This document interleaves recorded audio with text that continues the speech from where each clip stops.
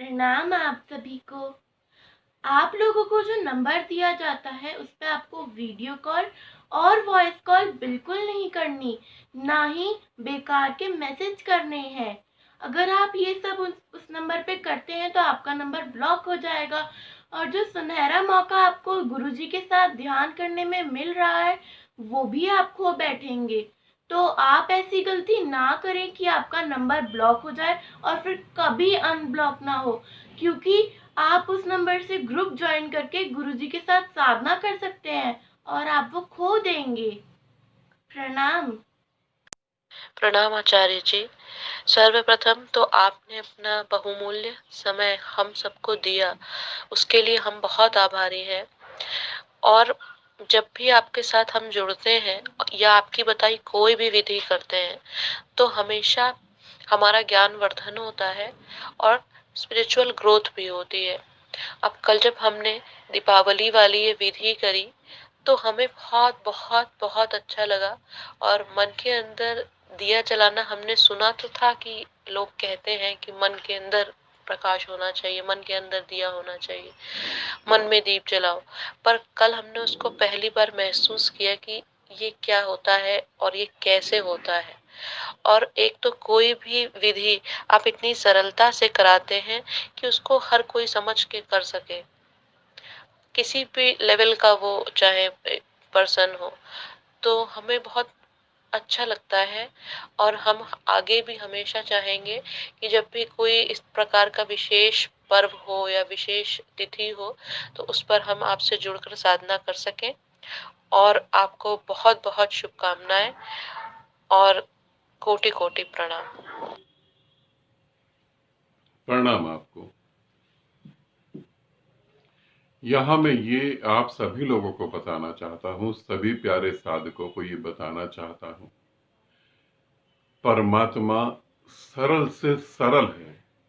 सरल शब्द भी बोलने में ऐसा लग रहा है कि परमात्मा बहुत जटिल और कठिन है। सरल शब्द को भी हटा दे, परमात्मा इतना सरल है। तुम्हारी सांस लेने से भी ज्यादा सरल परमात्मा होना है। क्यों इतना सरल है? क्योंकि तुम खुद परमात्मा हो।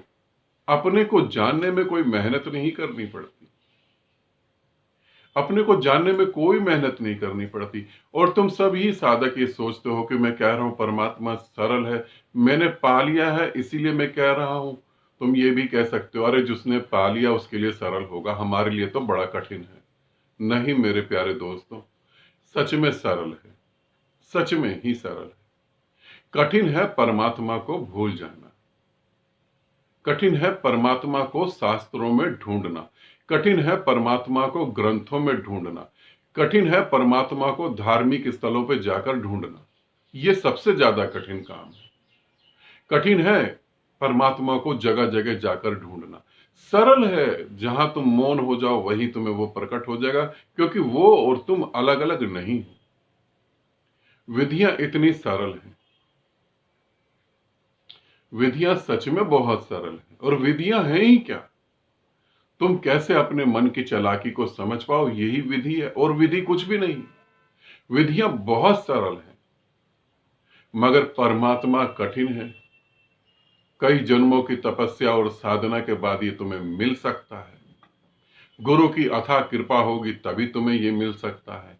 परमात्मा की अथाह कृपा होगी तभी तुम्हें ये मिल सकता है।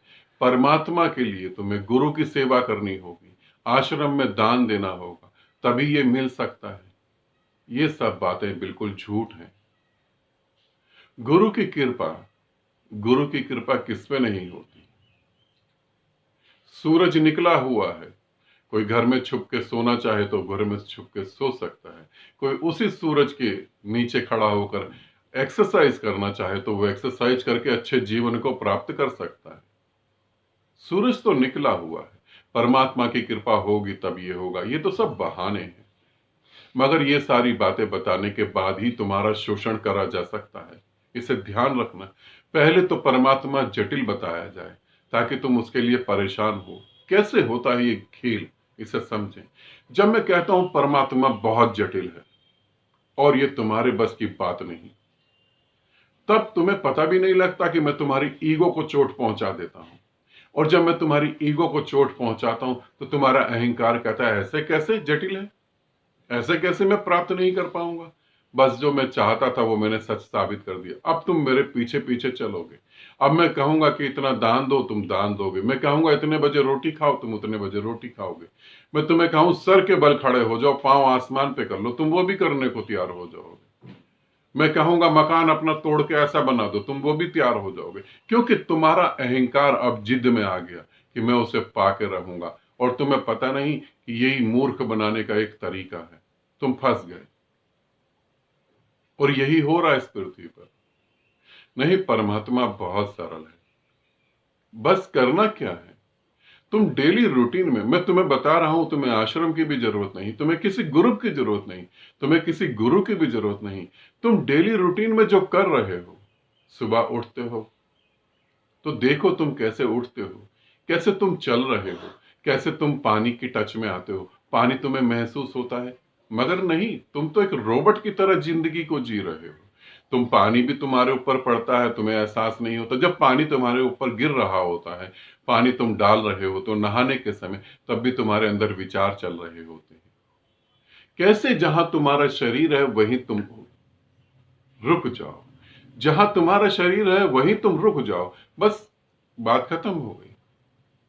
परमात्मा से बिछड़ने का एक तरीका है, परमात्मा से दूर होने का एक तरीका है, जो जन्मों जन्मों तुम चला सकते हो। वो क्या तरीका है?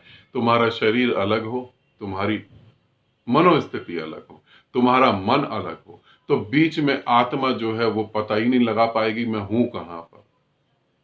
आत्मा को कभी नहीं पता लगेगा। शरीर कहीं और, मन कहीं और। मगर जब शरीर और मन दोनों इकट्ठे हो जाएं, तो चेतना स्वयं शरीर और मन को छोड़ के पार चली जाती है। बस यही है, इतना ही सरल है, इतना ही साधना है, और कुछ भी नहीं करना। मेरी बातें तुम्हें अजीब लग सकती हैं, मेरी बातें तुम्हें बिल्कुल शास्त्रों के विपरीत लग सकती हैं, मगर मैं तुम्हें कहूं, अनंत अनंत जन्मों के कर्म भी तुम्हारी सिर्फ कल्पना के अलावा कुछ भी नहीं है। तुम्हारे बंधन भी कल्पना है, और तुम्हारा ये आखिरी शब्द बोल रहा हूं जो तुम समझ नहीं पाओगे, और तुम्हारी मुक्ति की चाह भी कल्पना ही है। उन सभी कल्पनाओं को छोड़ने के बाद एक कल्पना ये पकड़नी पड़ती है, और कुछ नहीं। आनंदित रहो, सदा खुश रहो। बहुत बहुत प्रेम तुम्हें।